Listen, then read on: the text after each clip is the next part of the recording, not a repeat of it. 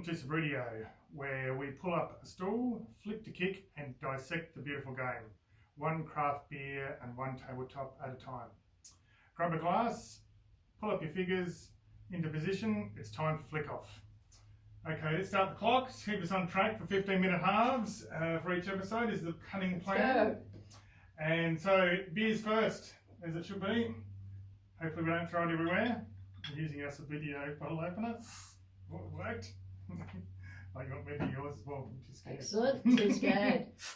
Hi guys, this is Adrian. And Beth. Here we go. Cheers. Cheers. See what it's like. Mine is cider. I did get number 42, right?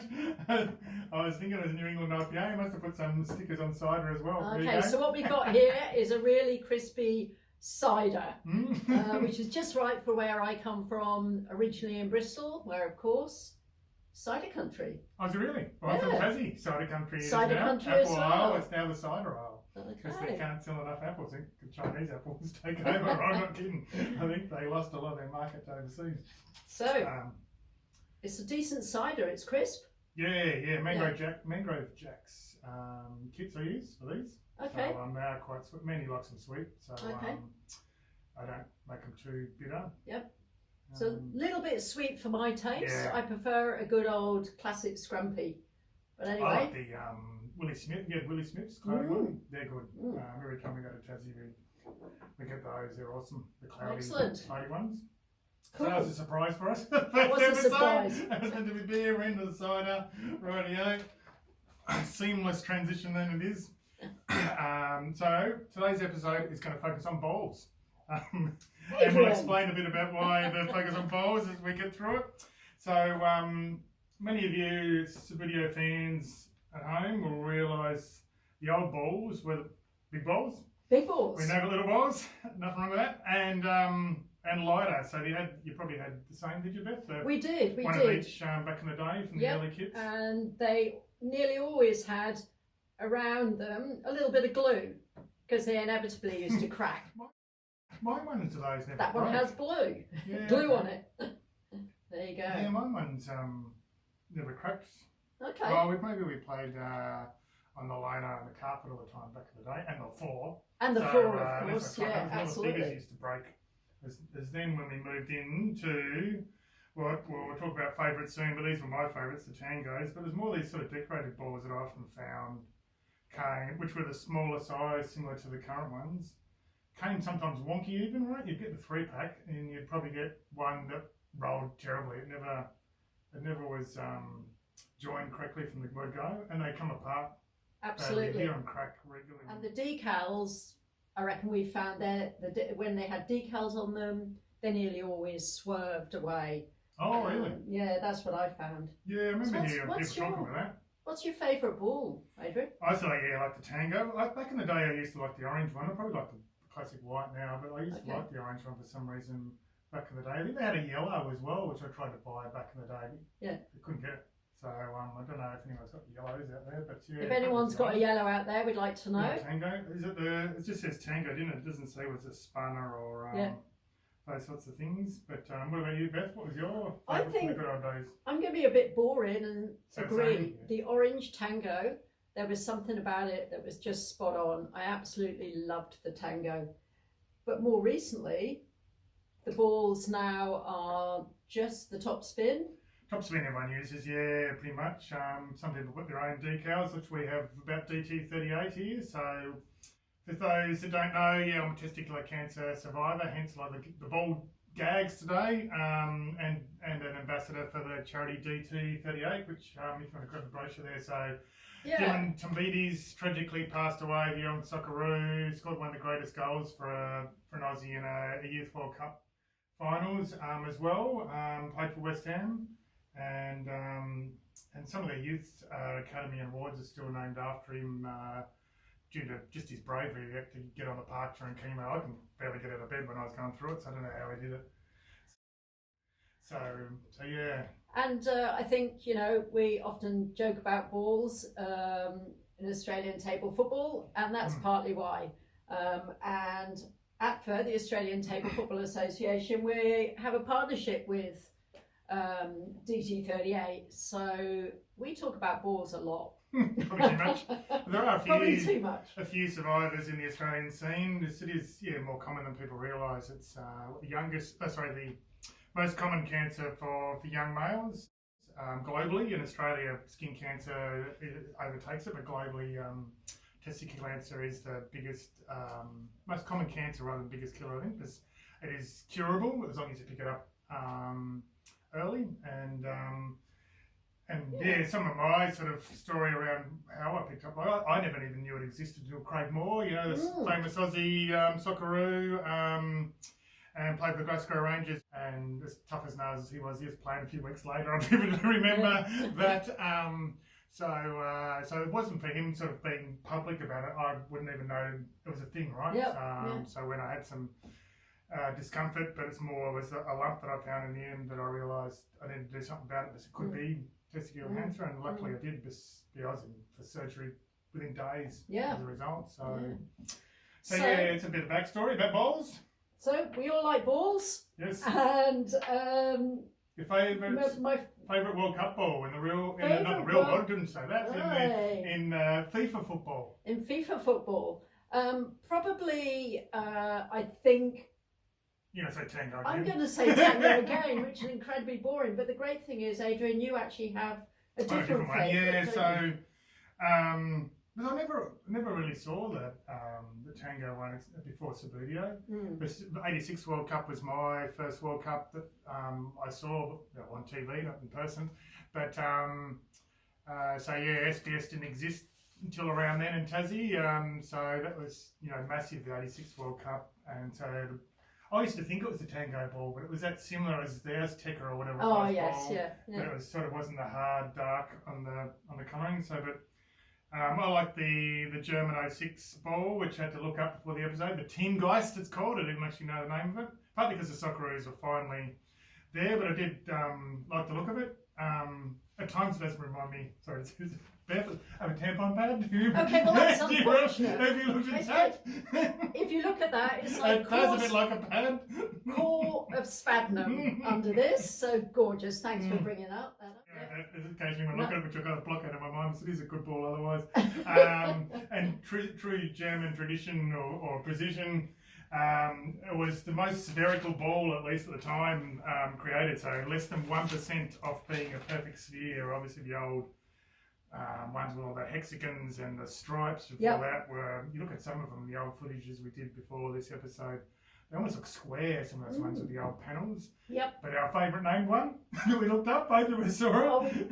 Mr. Crack. Mr. Crack was a ball for the World Cup. Does anybody remember a ball Chile, called Mr. Crack? 1962, Mr. Crack. 1962, Mr. Crack. I have no idea what it's called, Mr. Crack.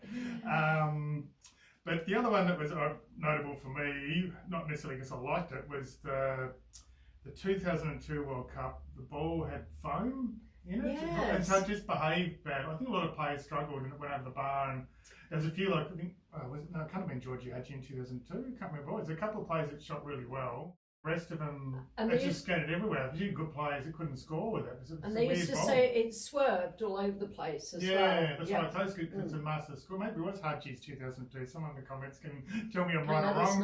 I can't remember which World Cup it was that he was we thought crossing, but maybe he mastered the art of the ball. So that's sort of our talk on balls, I think. Yeah, and here's one I cracked earlier. When you cracked earlier, talking about cracking balls. So we cracked one playing on Sunday, in fact. Yeah, two of us playing. We could hear it a bit cracked during the game, which is always a bit of a bummer. So, moving on, still on balls a little bit. Golden Ball winner. Predictions for the Football World Cup. Who's yours for the Golden Ball winner? Golden Ball winner. So, overall, I gave this a little bit of thought. I tried not to Google. I can't go past Fernandes, I think. Which one? Bruno? Yeah, what about Bruno? I mean, I'm a fan, but I've always been funny about whether I rate him enough. Yeah, I just thought I'm going to pick something tiny bit left field, but that's who I'm going for. One of the Portuguese, I wouldn't be surprised. One of the Coutinho, I think it is. I haven't seen much of him play. If there's PSG as a dark horse for me. So my for dark Portugal. horse is one of the Portuguese. So yeah, Yep. I'm going for Bruno Fernandes. What about you?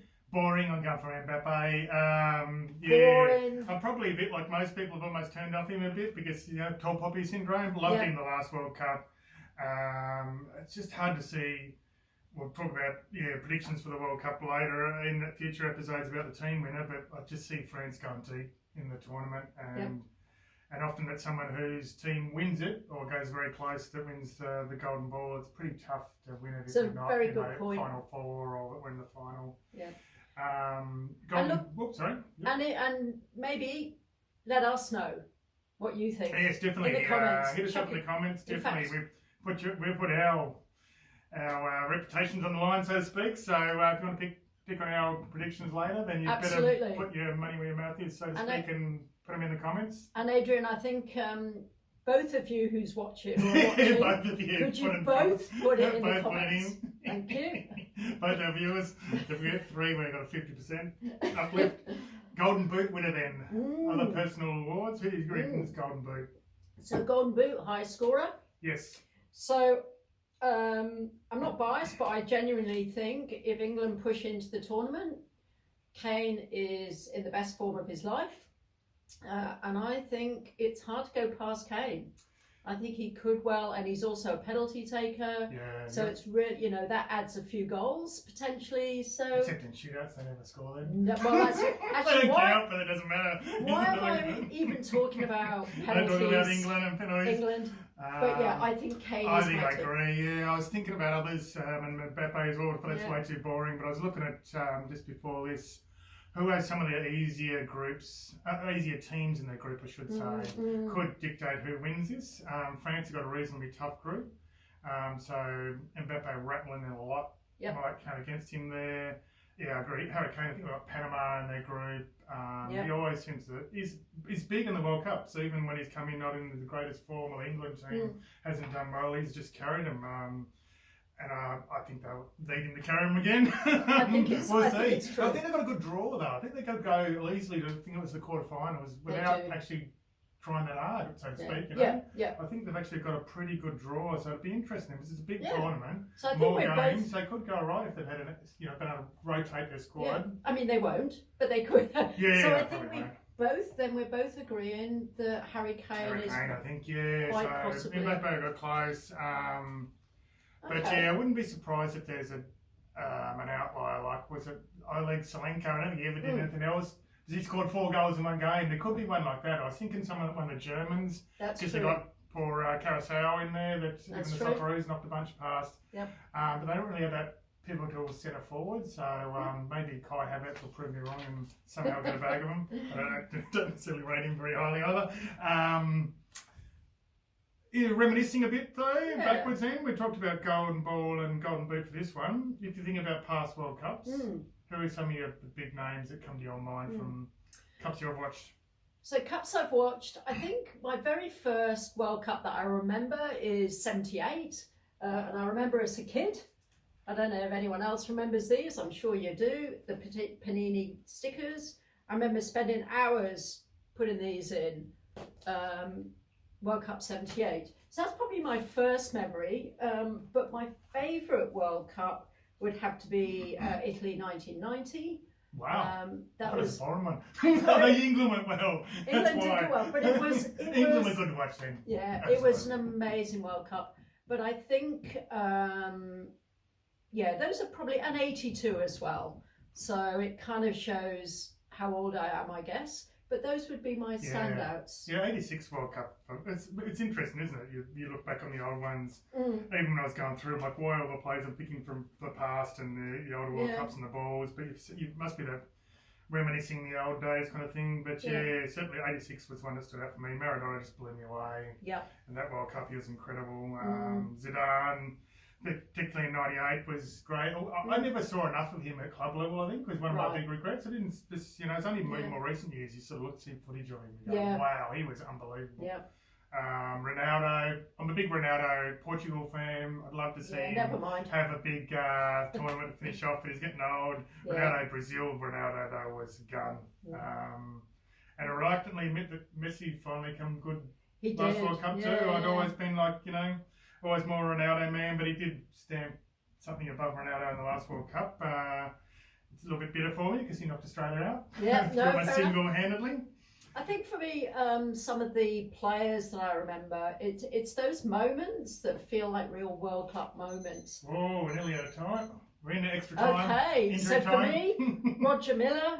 Yeah, Roger Miller, yeah. I mean, him going up to the corner flag, Yes. Kempes, Baggio, Yes. Cruyff.